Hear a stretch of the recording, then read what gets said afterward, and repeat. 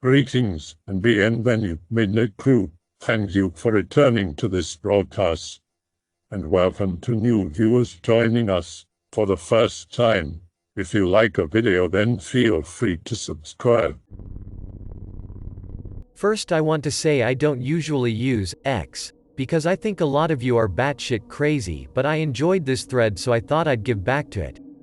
This is 1000% true, and I just want to see everyone's thoughts on it because I don't understand it myself. Be me. Probably like 7 or 8 years old. In bed trying to go to sleep. I have this really weird feeling as I fall asleep. It almost feels as though I'm entering third person, or my brain and senses are moving around while I'm actually laying still. It's hard to explain. I get out of bed, not knowing I'm still dreaming. I walk down the hallway to the lounge to see my parents for whatever reason. I did this a lot when I was young. My parents aren't there and I saw their bedroom was empty when I walked past. I get worried knowing they aren't home. This isn't normal. The lounge is the same as I last saw it, except the lights are off, and the TV is still on. My parents are not on the couch. Instead, swallowing the couch is this small void, probably 2 meters by 1 meter. I hear some sort of weird music I can't recall. All of a sudden I have flashbacks of different places I am familiar with. My school at the time, the middle of my town, etc. Slowly the weird music fades away, and so does my vision in the dream. I don't understand this part fully, so I can't really explain it well. I'm still unconscious, but it doesn't feel like I'm dreaming because it doesn't feel like I'm a being at all. Everything is a dark void, but I can still picture some white dots flying around in this void. For some reason it's terrifying watching these dots fly around. It's like I want them to fly in a specific pattern for some reason. But they're not, and I feel terrified and my body feels in pain every time I see them fly out of control.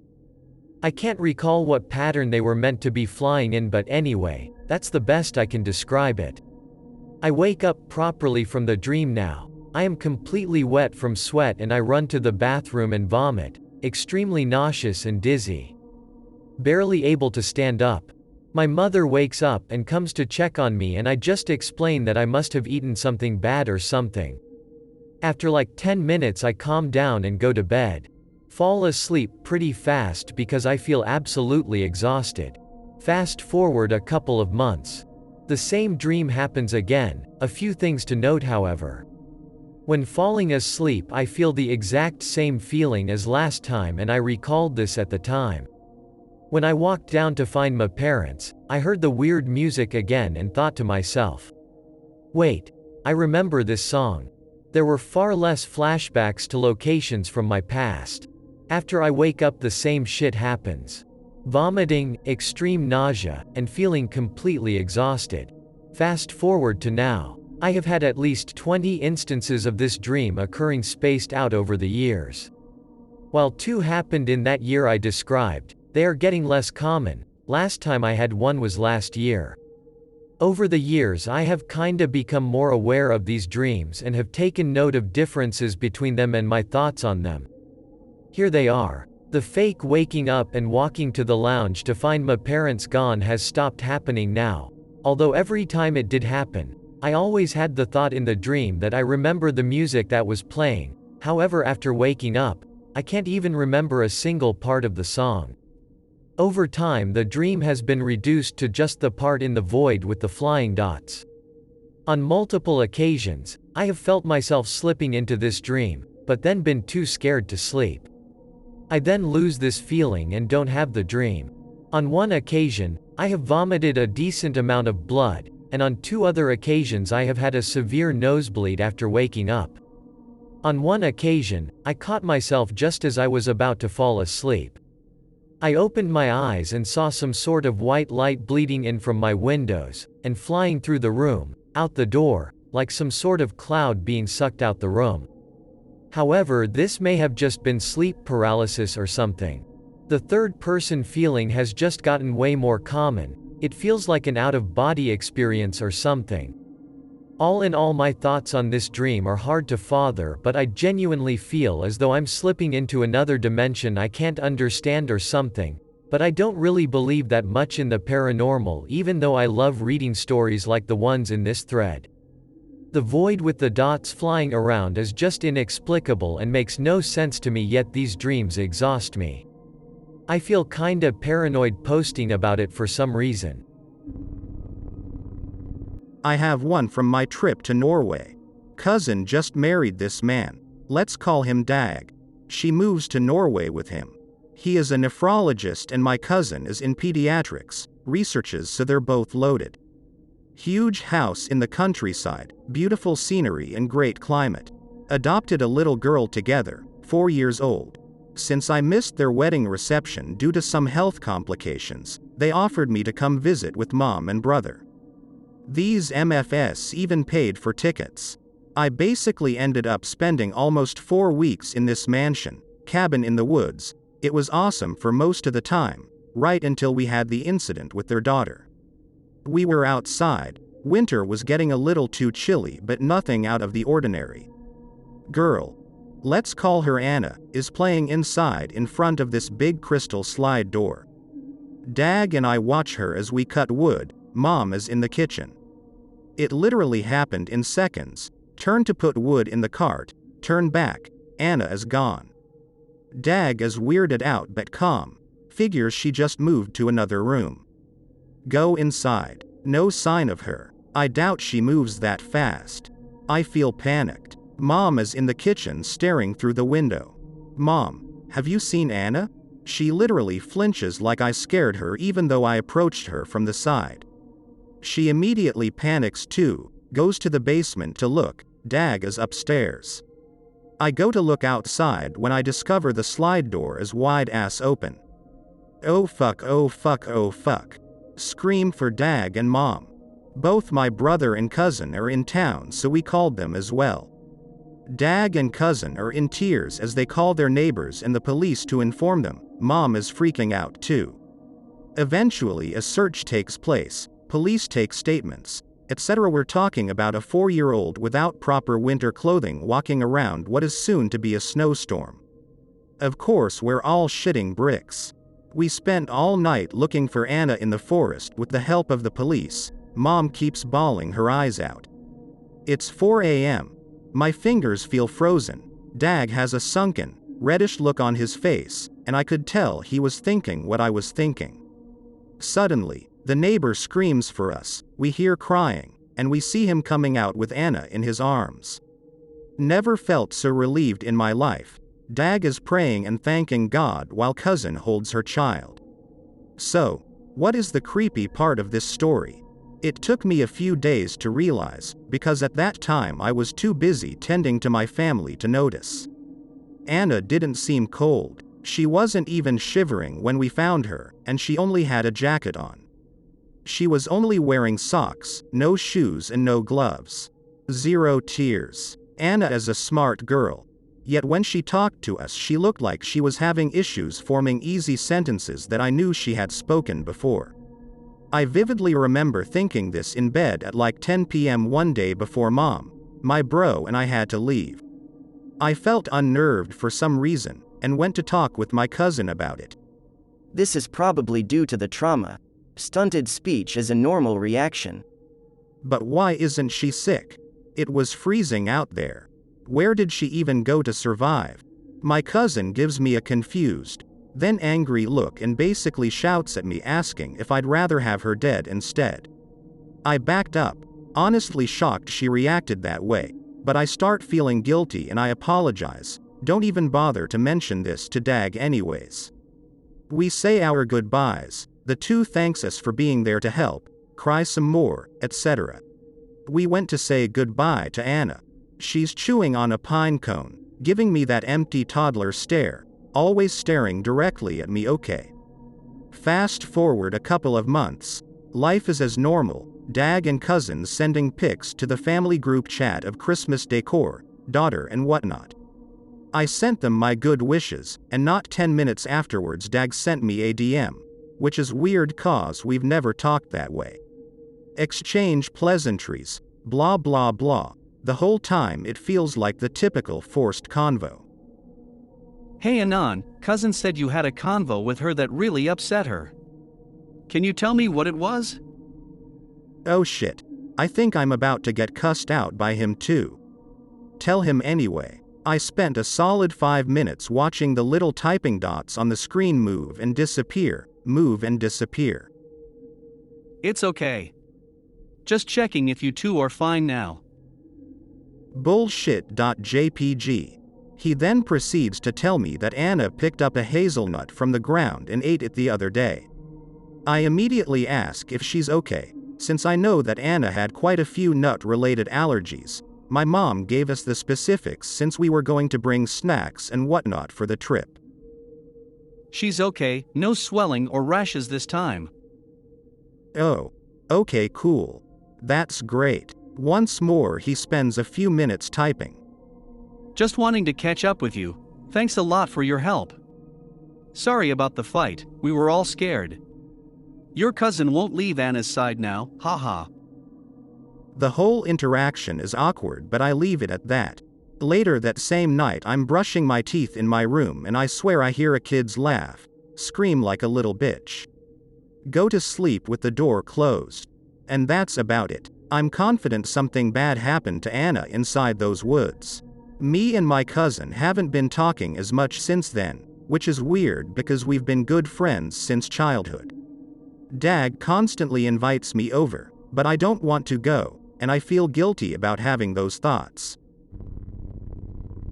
About 5 years ago. Visiting parents. My parents have always been the spiritual new wave type of deal, especially my dad. He tells me about some lady in a chakras/whatever type of place he has been going to that apparently cured his ulcer. Cool story, bro. He tells me, or dares me to try it. I refuse because I think it's pure BS. Ended up tricking me to drive him there and go with him by saying it was a medical appointment. Bunch of weirdos with white robes. He tells me the lady can tell what's wrong with you and assign treatment. Okay. I won't see them again in quite a long time, so I end up giving in just to please the old timer. Some old woman, not too old, like 60 and still looking appropriately put together, grabs my hands and starts naming illnesses as some guy writes on a board. She guessed about my pancreatic surgery, which was surprising at first, but I knew my dad and I figured he probably told her in advance. You don't believe in my knowledge. She mentions offhandedly, though it hardly impressed me because I had a lazy attitude from the beginning. She comes close to me. Dunno if I want the old lady whispering into my ear, but whatever. In the morning you ate 4 pickles out of the jar, right? My whole body literally shudders, and I froze for a moment. Nobody could have known this. I snuck out earlier to do so, and I always open both doors of the fridge to block the view because my mom hates when I take too many. Parents literally came out of their bedroom 20 minutes later, so I knew where they were. Lady looks at me like I'm a boring piece of shit. Women know. WTF is that supposed to mean? Get out of the room and see my dad waiting outside. I put on the best, whatever face I can muster and wait for him to finish his chakra alignment or whatever. Walk out of there, still unnerved, but don't show it BC pride. Some woman that wore a blue robe stares at me as I walk out and get freaked out again. Never again, thank you. A little context. I'm a Native American bro medicine man. Not like you see ones on TV who chant and wave incense around. Essentially an exorcist. My job is to go around and take care of things that go bump in the night before dipshit teenagers get themselves killed doing a dare. Anyway, onto the story. Be me 2019. Pull into a small lake town to work the latest gig. Big ass retirement home in town used to be one of the first settlers' homestead. Kid got murdered inside and now his lingering spirit. Pretty standard stuff. First matter of business, go to the graveyard. Tradition dictates I go pray over the kid's grave before I exorcise him. Honor thy enemy. park a ways away. I don't like driving into cemeteries. The roads are too small for my car. Approach the boneyard and notice a bunch of people all around it. Something fucky, I can feel it. Lady standing at the gate greeting people, asking her what's going on. There's a tour today showing off the town's historical figures. Well shit. Asks me if I'm here to visit a family grave. Say I'm doing a school project and looking for the kids' graves so I can take some pictures. Not only does she believe me, she's gonna help me find it. Thanks whitemeat.jpg. Asks me to go over to the table and sign their visitor book while he and like 4 other people look. Sign it as Harley Ryder. They don't even question it. A lady at the table talks to me while others search. Eventually they find the grave. I pray and take a few pictures. As I'm leaving, the gate lady hugs me and says, "I know you're destined for great things." Oh God, this isn't foreshadowing for when I die in a few episodes, is it? Any hoozle. Go to the retirement home. Really nice. More like a country club, right on the lake. Tell the front desk man I'm considering this place for my grandparents. The desk man says this place is pretty exclusive. Make up a story about grandpa being an oil tycoon. Oh well, in that case, take a look around the facilities, and I'll get a tour of one of the rooms set up. They should change the name of this town to Gullible. Walk around looking for cold spots and stuff. Ask some residents if they've seen anything weird. Mostly aren't interested except this one lady who went on a crazy tirade about a certain group. Fucking about in what I believe to be the homestead part of the building. It's been added onto a few times now. After like 40 minutes off looking around with electromagnetic fields, I finally get something. Too far away to be power lines. Nobody in surrounding rooms, so not from a radio. Nearby rooms are all open. Nobody inside, so not a cell phone. Look around, no one else in halls or neighboring rooms that could be causing it. Cowabunga time. Call out the kids' names. Get a raging headache out of nowhere. Little shit. I'm not here to hurt you, buddy. I just wanna talk. The mirror in the open room shatters. The little buddy doesn't wanna talk. Pull out my copy of the Roman Ritual.